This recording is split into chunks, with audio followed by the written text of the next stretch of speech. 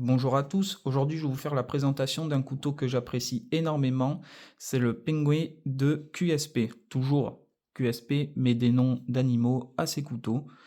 Donc alors ce couteau, avant tout, il est magnifique. Voilà, c'est tout ce qui...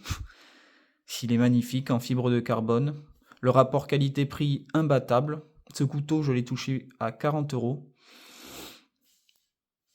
Il est magnifique en fibre de carbone. Lame des deux. Hauteur de lame, alors c'est 2,3 cm. Longueur de lame, c'est 7,7 cm. Et longueur de tranchant, c'est 7,3 cm. En épaisseur de lame, c'est 2,9 mm. Donc une lame quand même assez épaisse. Le couteau pèse 100 grammes. C'est assez lourd pour un couteau de cette taille. Comparé à mon Bug Out de chez Benchmade, qui lui ne pèse que 53 grammes, il y a une différence énorme. Vous me direz, c'est pas le même prix, bien évidemment. Le couteau, le Penguin, a de grosses plaquettes à l'intérieur non ajourées. Clip poche réversible, droitier-gaucher, avec un trou pour passer une dragonne, qui est assez imposant quand même, faut le dire. En termes de fluidité, ce couteau il déroge pas à la règle des QSP. Pour en avoir eu pas mal en main, c'est tout simplement c'est fluide. Pourtant, nous ne sommes pas sur des roulements à billes, nous sommes sur des plaquettes en bronze. Mais cela ne change rien, il est fluide, vous pouvez le voir. Niveau ergonomie, ce QSP ne déroge pas à la règle, il est tout simplement parfait. Mis à part sur les coupes appuyées, ce petit retour rentre dans le petit doigt et cela est assez désagréable, mais vous allez me dire, ce couteau n'est pas fait du tout pour faire des coupes appuyées.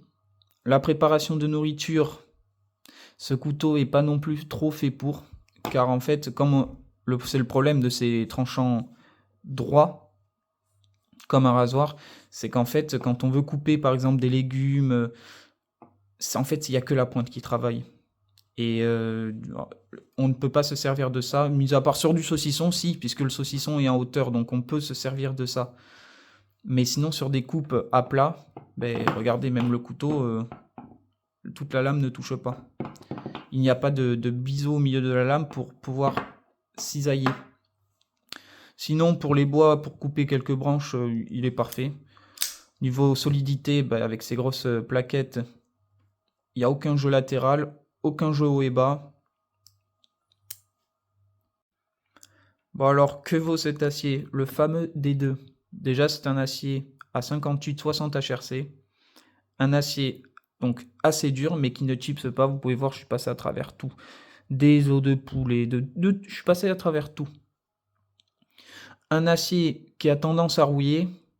Mais bon, si vous essuyez votre couteau à chaque fois que vous rentrez d'une petite balade où il n'y a plus, où il y avait un peu d'humidité, ça devrait très bien se passer. Après, il est très facile à affûter. Il a beau être dur, mais il est facile à affûter. Je l'ai même repris. J'ai changé l'angle d'affûtage. Vous pouvez voir. Le couteau, il coupe. Bon, on peut toujours faire mieux, vous allez me dire, mais pour faire un casse-dalle, pour couper des tranches de saucisson, pour aller dans les bois, ça suffit largement. Vous pouvez voir, il coupe. Après, le seul inconvénient, comme je l'ai dit, c'est qu'il a une fâcheuse tendance à rouiller. Il faut l'essuyer régulièrement, ne pas le laisser dans l'eau, surtout pas au lave-vaisselle, bien évidemment. Donc en conclusion, ce couteau, c'est un EDC parfait. Petit, léger entre guillemets, comparé à d'autres couteaux plus chers, on ne peut pas non plus en demander trop. Tout est parfait, la lame est centrée, il est fluide. Le manche agréable, mis à part, comme j'ai dit, ce petit ergot. Il coupe bien. Le D2, c'est une bonne lame qui rouille un peu, mais bon, ça c'est pas très grave. Donc juste un couteau parfait. à 40 €. Que demande le peuple? Donc merci d'avoir regardé la vidéo. Donc pour la prochaine vidéo, je vais vous présenter le Full Humidity de chez Benchmade, le tout nouveau bébé, avec une lame M4.